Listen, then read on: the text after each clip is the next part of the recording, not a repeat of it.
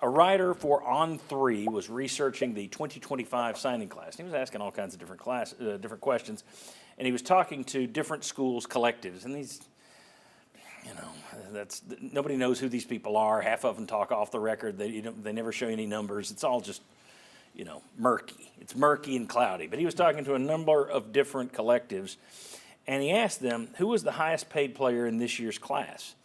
And a collective in the ACC, wouldn't say which school's collective, but an ACC school said that the highest priced player in the country was David Sanders, offensive tackle who signed with your Tennessee Volunteers, which would mean you've signed the highest paid guy in the country 2 of the last 3 years or 4 years. It's Nico and Sanders, I guess 3 or 4. I guess 4.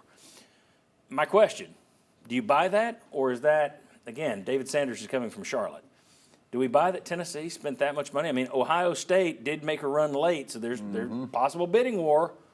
Or is this an ACC collective trying to tell their fan base, we couldn't afford him? Which is it? It's the ACC. There's no chance in Hades that it was David Sanders. It was Bryce Underwood. He was the number one. He's the quarterback. Quarterbacks are making 4X what everybody else is in NIL right now. This was an ACC collective that said, we couldn't land him because they just gave so much money to this guy, and it probably was one from the state of North Carolina, if we're just being completely upfront. But it probably is North Carolina. Yes, that's what it probably is.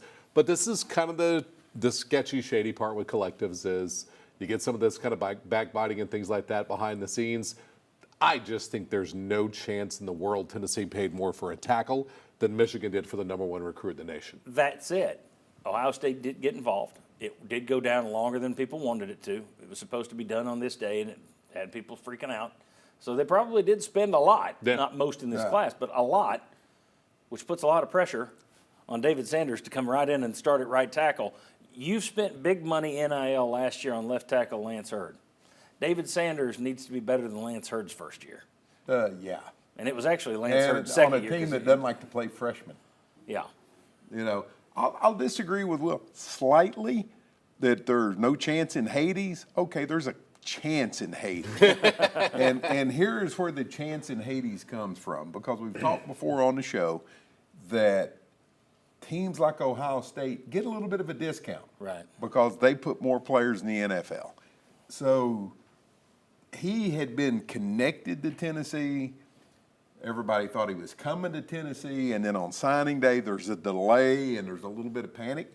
So could Tennessee been like a poker player that doesn't play all that well? Just, okay, I got to bet more on this then.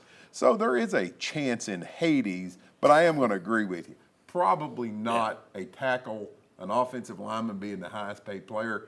But I would say that if the numbers were known, people would go, holy mackerel, we paid that guy a lot of money. Yeah, and the same piece, there were 2 SEC and a Big Ten collective that said, no, it was Bryce Underwood. Right. That they're just. And I'm going to agree. I mean, you're going to pay more for a quarterback. But let's just talk about the fact that he's getting a ton of money. We agree on that. It's probably, I mean, Lance Hurd was rumored to have gotten 7 figures. Probably the same thing here if Ohio State was getting involved. That's just total guess. But remember when people used to talk about it'd be like $20,000, $30,000? Oh, yeah. Kirby Smart saying, I'm not going to be here for a player making $100,000 a year.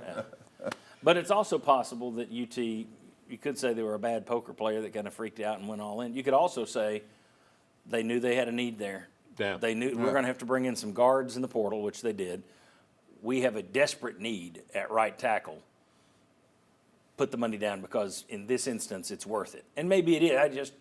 You're right, I wouldn't think of throwing that kind of money at that position, right tackle as opposed to left tackle. But at the same time, I've always said these teams that, my Patriots, if you want a good receiver, then you have to pay the suck tax. You suck, so you got to overpay. If you're going against Ohio State, you're probably going to have to overpay. If you're going against Georgia, you're probably going to have to overpay.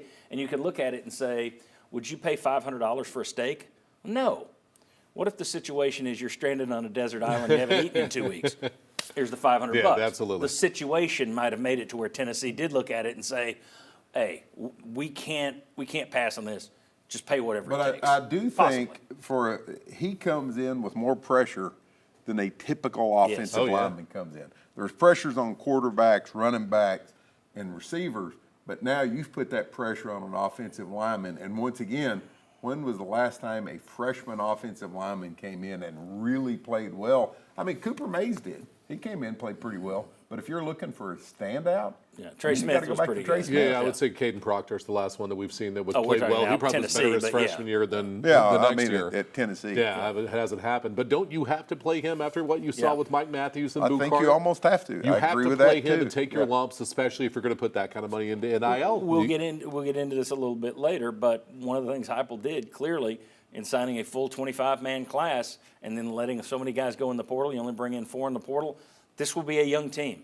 If you're going to have a young team, you have to play your young players. Yep. You can't just Yeah. sit there and redshirt them all. All right. When we come back, The Athletic has graded all the SEC football rosters. Is Tennessee rising or falling? We're going to continue this conversation, this one, in that next segment. Come on back.